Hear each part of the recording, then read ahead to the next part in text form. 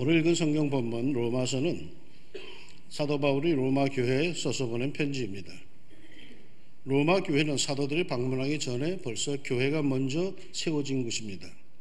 초대 교회 내에서는 아주 독특한 특별한 하나님의 은혜가 넘치는 그런 교회였습니다. 이 교회의 사도 바울은 자신의 신학과 자신의 신앙을 논리적이고 조직적으로 기록하여 편지를 보냈는데 그게 바로 로마서입니다. 1장에서 11장까지는 교리의 내용, 우리가 어떻게 구원을 받고 어떻게 하나님의 자녀가 되는지에 대해서 기록을 하였고, 오늘 본문 12장부터 16장까지는 그러면 구원받은 자들의 삶은 어떻게 되는지 그 실천에 대해서 가르치고 있습니다. 예수 믿고 그리스도인이 되어 살아갈 때에 제일 먼저, 제일 우선적으로 우리가 실천해야 할 일이 뭐겠습니까? 사도 바울은 서슴지 않고 이렇게 권합니다. 그러므로 형제들아, 내가 하나님의 모든 자비하심으로 너희를 권하노니 너희 몸을 하나님의 기뻐하시는 거룩한 산 제물로 드리라. 이는 너희가 드릴 영적 예배니라. 예배입니다. 그리스도인에 대해서 제일 우선적으로 실천해야 할 일은 여러분 예배입니다. 예배가 없는 그리스도인은 가짜입니다. 집에서 예수 믿어도 되지 가짜입니다. 예배 드려야 합니다. 그것도 함께 공동체적인 예배를 드려야 합니다. 하나님께 예배 드림에 성공하지 못하는 성도는 신앙생활에서도 실패한다라는 말이 있죠. 예배에 성공해야죠. 그럼 예배에 성공한다는 말은 뭘까요? 간단하게 얘기해서 하나님께서 받으시는 예배를 드려야 한다는 거겠죠. 이를 오늘 본문은 이렇게 표현합니다. 이는 너희가 드릴 영적 예배니라. 영적 예배라는 게 뭘까요? 영적이란 단어가 붙으면 우리는 대뜸 이상한 소리나 하고 환상을 보고 환청을 듣는 거로 생각을 많이들 하죠. 이상야릇한 조명과 그러한 인테리어로 아주 신령스러운 분위기를 자아내면서 정신을 못 차리게 하는 것을 영적 예배라고 생각하기도 하죠. 그런데 성경 본문을 여러분 잘 보면요, 영적 예배니라 그 앞에 3이라는 숫자가 붙어 있습니다. 그리고 그 장의 맨 밑에 내려가 보면 3, 합당한이라고 설명되어 있습니다. 그러니까 영적 예배라는 단어는 합당한 예배라고 번역해도 된다는 것인데, 학자들의 견해에 의하면 이게 더 옳은 번역이라고 합니다. 그래서 이는 너희가 드릴 합당한 예배니라가 맞다는 겁니다. 우리가 드릴 합당한 예배는 어떤 예배입니까? 우리가 하나님을 섬기는 우리들이 마땅히 드려야 하는 합당한 예배, 하나님께서 기뻐 받으실 예배는 어떻게 드리는 것입니까? 예수님께서 일찍이 말씀하셨죠. 하나님의 영이시니 예배하는 자가 영과 진리로 예배할지니라. 하나님의 성전에서 영과 진리로 우리는 예배를 드려야 합니다. 그런데 오늘의 본문 로마서는 이를 조금 더 구체적으로 이렇게 증언합니다. 너희 몸을 하나님의 기뻐하시는 거룩한 산 제물로 드리라. 우리의 몸을 하나님이 기뻐하시는 거룩한 산 제물로 드리랍니다. 그런데 좀 이상하죠? 하나님은 영이시니 예배하는 자가 영과 진리로 예배할지니라 했으면은 너희의 영을 하나님이 기뻐하시는 거룩한 산 제물로 드려라 해야 할 건데, 너희의 정신을, 너희의 마음을 하나님께 드려라 할 것인데 우리의 몸을 드리랍니다. 이 바디. 막 굴리던 우리의 몸을 때로는 별 생각 없이 알코올에 절게 만들고 세상 죄악에 익숙하던 이 몸을 하나님이 기뻐하시는 거룩한 산 제물로 드리랍니다. 극장에 가서는 2시간도 꼼짝 않고 영화에 몰입하던 몸, 그러나 교회에서는 주일 예배 1시간도 집중하지 않고 베베 꼴던 그 몸을 하나님이 기뻐하시는 거룩한 산 제물로 드리랍니다. 몸은 평상시 어디에 훈련시키느냐, 어디에 익숙하게 하느냐에 따라서 상태가 많이 달라집니다. 오로지 세속적인 것에 익숙해 있는 몸은 거룩함과 신령함을 매우 힘들어야 합니다. 그러나 좋은 믿음의 사람들과 함께하는 시간이 많고 그러한 신령한 것을 쫓는 사람들과 교제를 많이 하는 사람들은, 이른바 성도의 교제에 익숙한 사람들은 도리어 세속적인 만남, 그러한 시간에 몸이 견뎌내지를 못합니다.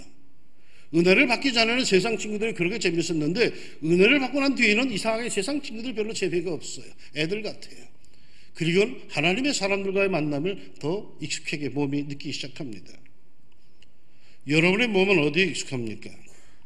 여러분의 몸은 교회에 오면은 물고기가 물을 만난 것 같은 반응을 보이십니까?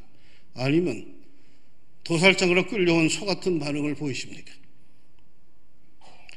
여러분의 몸을 하나님이 기뻐하시는 거룩한 산제물로 드리시기를 축원합니다.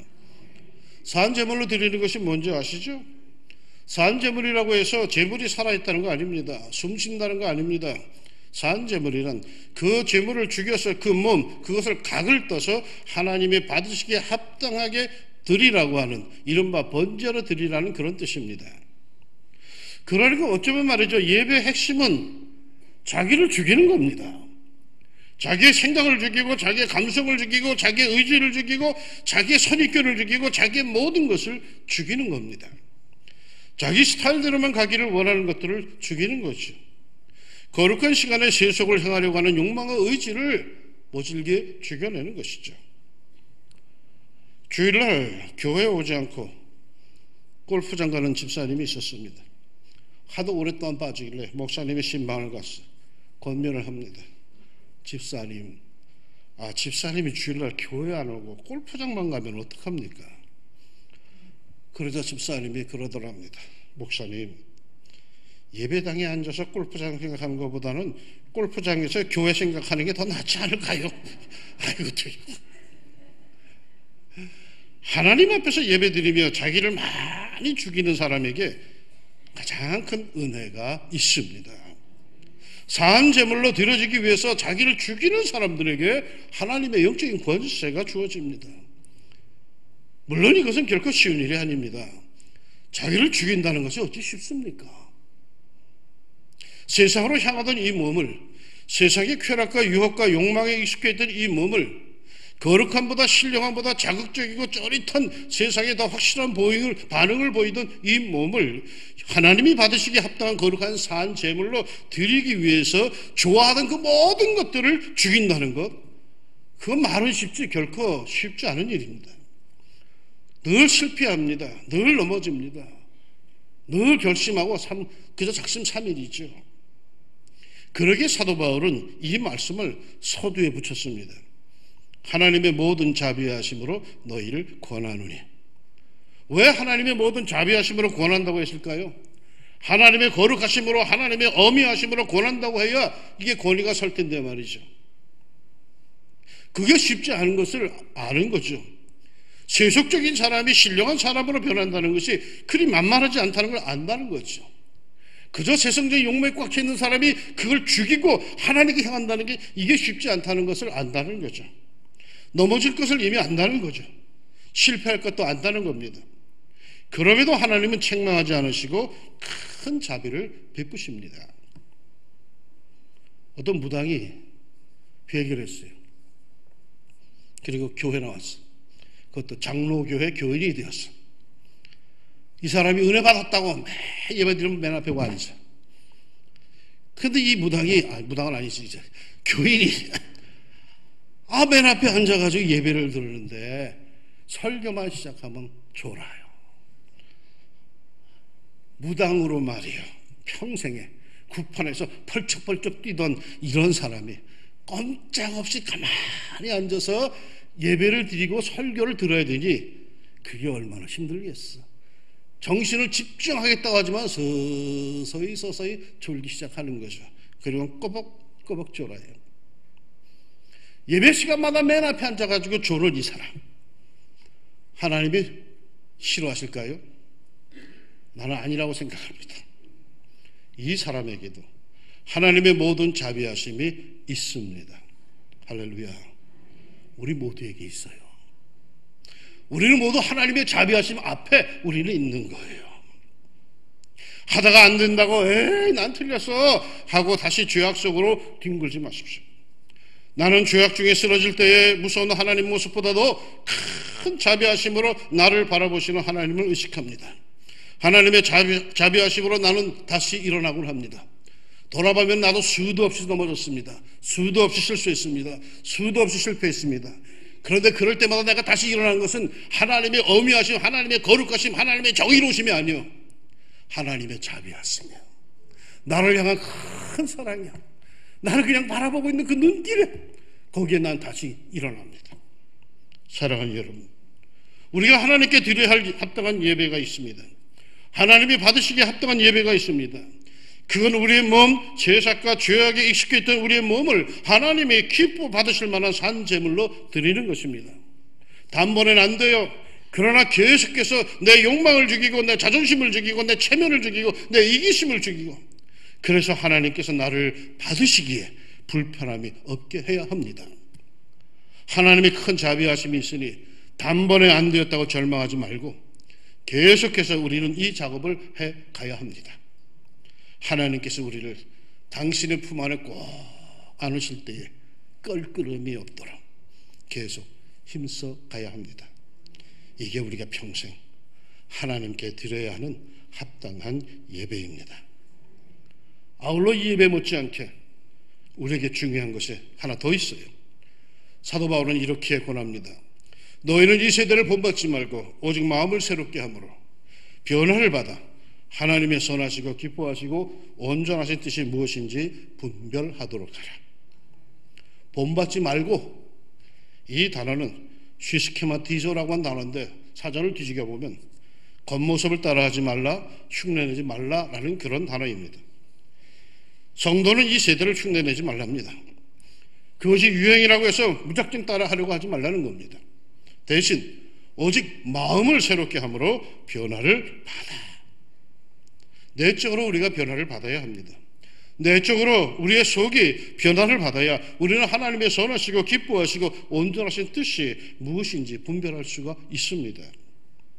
경건은 말이죠, 분별하는 삶입니다. 이 다양한 사회에서 뭐든지 할 수 있는 이 자유로운 존재인 내가 하나님께서 원하시는 것이 뭔지 알고 그렇게 사는 것이 경건입니다. 모든 것이 가하나 모든 것이 유익한 것이 아니요, 모든 것이 가하나 모든 것이 다 덕을 세우는 것이 아님을 알고 주님께서 원하시는 것을 찾아가는 것이 경건입니다. 할 수 없이 이것을 해야만 된다라고 코어에서 끌려가는 게 경건이 아니에요. 안 할 수도 있어요. 그런데 이것이 주님이 원하시는 것이다 라고 판단될 때에 그걸 따라가는 것, 그게 경건입니다. 경건은 무조건 안 먹고 안 자고 안 쓰고 안 하고 이런 게 아니에요. 기독교는 무조건의 금욕주의가 아니죠. 기독교는 잔치의 종교이지 금욕의 종교가 아닙니다. 그러므로 기독교인으로 특별히 금욕을 할 때에는 안 먹고 안 자고 안 쓰고 안 하고 할 때에는 무조건 그렇게 하는 것도 의미가 없어요. 그 모든 것들이 분명한 어느 방향을 지향해야 되는 거예요. 무조건 나와서 기도한다? 모두가 다 기도하니까 나도 나가서 기도한다? 무조건 나와서 봉사한다? 모두가 다 봉사하니까 나도 덩달아 나가서 봉사한다? 그건 경건이 아니에요. 아무리 열심히 해도. 이러한 모든 것들이 방향이 있어야 돼. 방향이 어디로? 하나님의 선하시고 기뻐하시고 온전하신 뜻이 무엇인지 분별하는 방향으로 나아가야 합니다. 습관적인 것이 아니라 얼떨결에 하는 것이 아니라 이 상황에서 지금 이 자리에서 하나님께서 기뻐하시는 것이 무엇인지 분별하며 그리로 나아가야 합니다. 그게 참된 경건입니다. 은혜 받기 전에는 이런 고민이 없었어요. 그런데 언제부터인지 고민하게 돼요. 어떻게 사는 것이 하나님이 기뻐하시는 삶인지, 어떻게 사는 것이 예수 믿는 자의 삶인지, 어떻게 해야 예수님을 온전히 닮아갈 수 있는지. 그러게 이 세대를 본받지 말고 오직 마음을 새롭게 함으로 변화를 받으라고 합니다. 마음을 한번 새롭게 해봅시다. 전에 당연시 하던 삶의 자세를 한번 바꿔봅시다. 굳어버린 내 마음을 한번 뒤집어 봅시다. 어제까지 옳다고 여기던 것들을 한번 던져버리십시다. 생각을 바꿔봅시다. 자기 중심에서 예수님 중심으로 바꿔봅시다. 그렇게 하면 변화를 받습니다. 변화는 그냥 일어납니까? 종종 이런 기도를 드리는 분들을 저는 만납니다. 강권적인 역사로 나를 변화시켜 주옵소서. 저는 솔직히 이런 기도 별로 좋아하지 않아요. 강권이 뭔지 아십니까? 억지로 끌고 가는 거예요. 억지로. 포를 꿰어가지고 갈고리로 끌고 가는 거예요. 우리 하나님 이런 방법 별로 좋아하지 않으세요. 물론 중요한 일과 중요한 일을 위해서는 그런 경우도 있지요.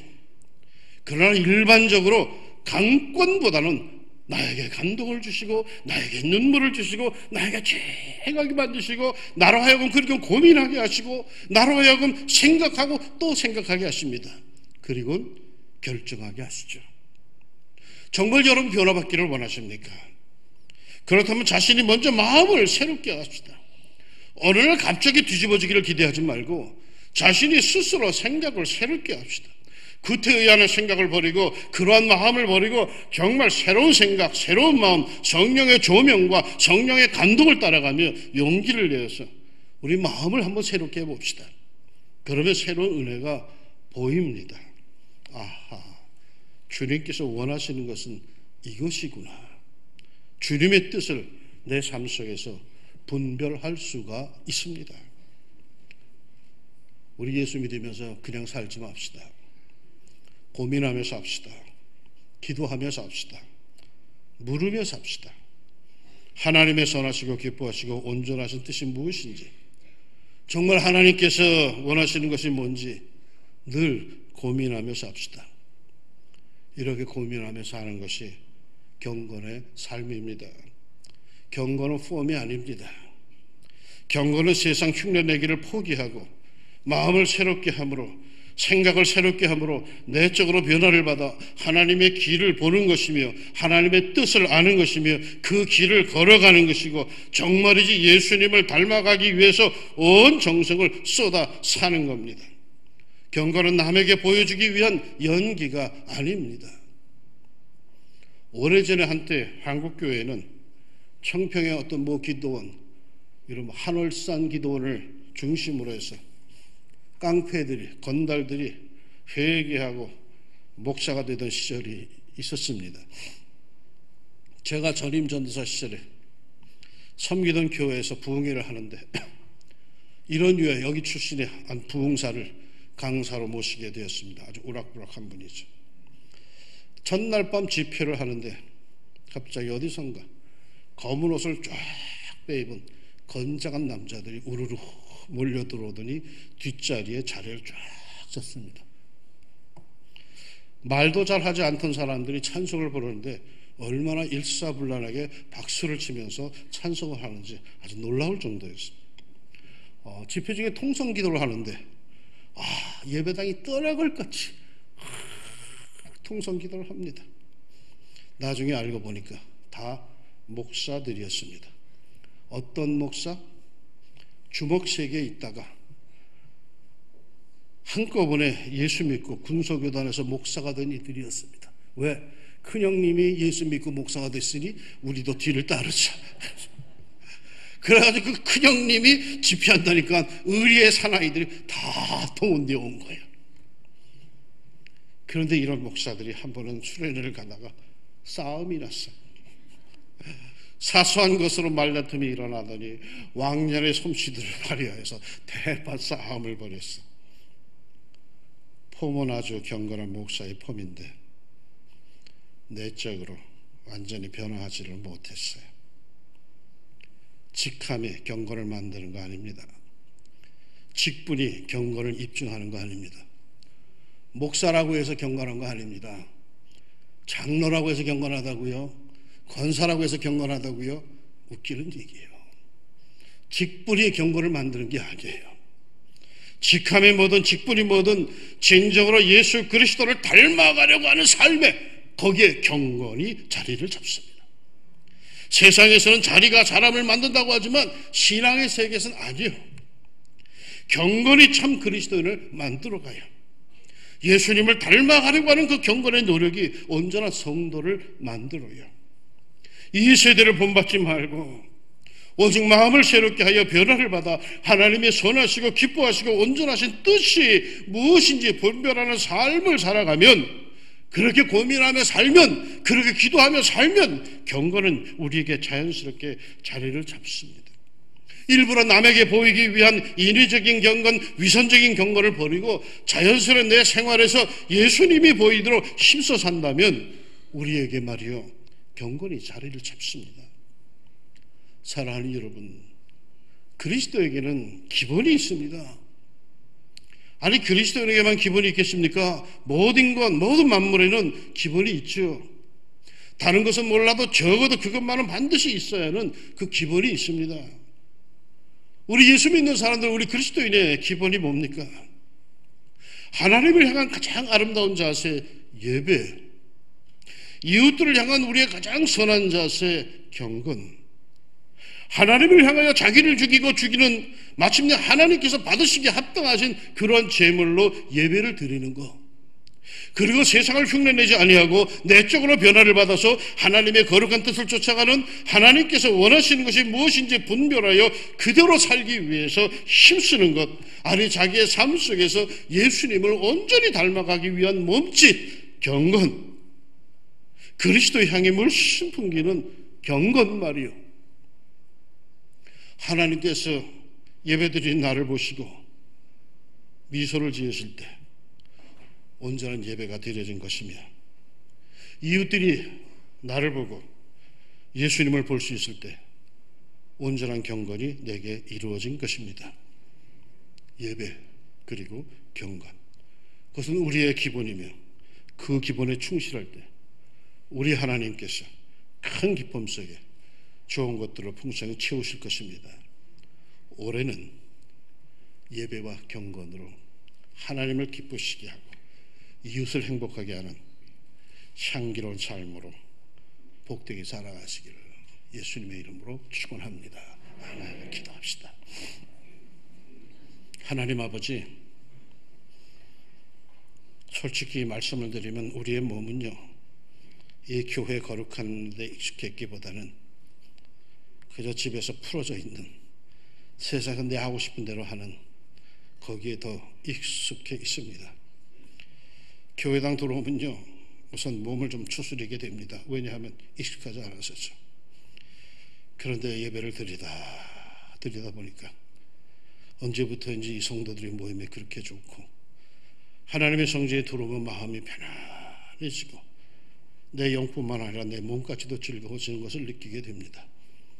세상에서 이렇게 편한 곳이 있는가 싶을 정도로 마음이 편안해집니다. 이는 우리의 예배가 하나님께 연락되고 있다는 증거인 줄로 믿습니다.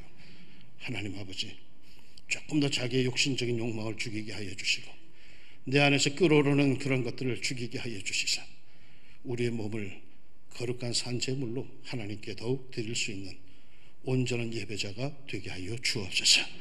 하나님, 세상에서 우리가 살아갈 때 그 많은 다양한 삶 속에서 이것도 할 수 있고 저것도 할 수 있는 그 자유로움 속에서 과연 하나님이 기뻐하시고 원하시는 것이 뭔지, 하나님의 선하시고 기뻐하시는 뜻이 뭔지, 하나님이 나에게 원하시는 것이 뭔지를 고민하게 하여 주시고 기도하게 하여 주시사 하나님, 그를 따를 수 있는 저희들 되게 하여 주옵소서. 거기에 경건히 자리 잡게 하여 주시고 내 삶을 통해서 사람들이 예수를 보게 해 주시고 하나님께 영광 돌릴 수 있는 그런 경건한 삶이 내 삶 속에 자리 잡게 하여 주옵소서. 인위적인 것이 아니라 성령의 감동을 따라가는 저희들, 경건의 권세가 우리 살아온 왕중의 모든 성도들에게 있게 하여 주시사 올해는 예배와 경건을 통하여 적어도 기본은 갖춰진 성도로 복되게 살아가게 하옵소서. 예수님의 이름으로 기도합니다. 아멘.